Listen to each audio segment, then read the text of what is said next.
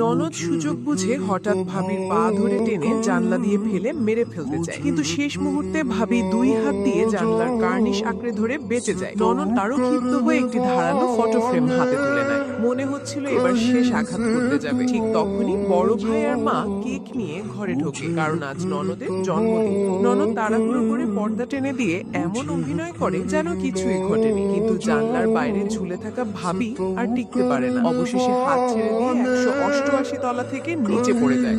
মেয়েটি রক্তে ভেসে নিস্তেজ হয়ে পড়ে। সবাই ভাবে এবার সব শেষ, কিন্তু মেয়েটি বেঁচে যায়। সে চোখ মেলে দেখে সে ফিরে এসেছে চিপ আবিষ্কারের 5 দিন আগের সময়। শ্বশুর ও পরিবার ঘরে ঢুকে তাকে গালাগালি শুরু করে। তারা বলে, তুই একেবারে ব্যর্থ মেয়ে, তোর যদি তোর বোনের মতো বুদ্ধি থাকতো আজ এই অবস্থা হতো না। পরিবারের এই অপমান আর সহ্য না করে মেয়েটি বলে, আজ থেকে সব সম্পর্ক শেষ। আসলে আগের জন্মে সে নীল ড্রাগন চিপ আবিষ্কার করেছিল, কিন্তু পুরস্কারের দিন ননদ তার কৃতিত্ব চুরি করে নেয়। উল্টো তাকে হিংসুটে বলে অপবাদ দেয় এবং শেষমেশ জানালা দিয়ে ফেলে দেয়। এইবার মেয়েটি নিজেই নতুন করে কাজ শুরু করে।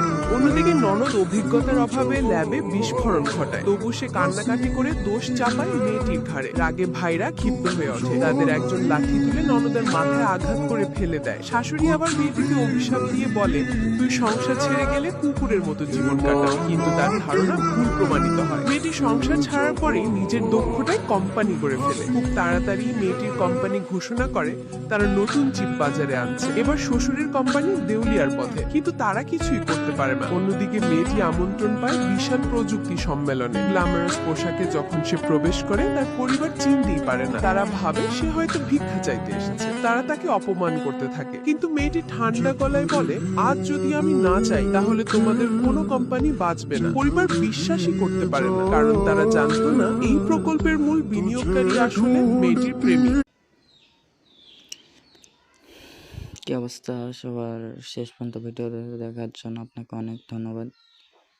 তো এরকম ভিডিও আরও চাইলে চ্যানেলটা সাবস্ক্রাইব করে রাখেন ও বেশি বেশি কমেন্ট করবেন।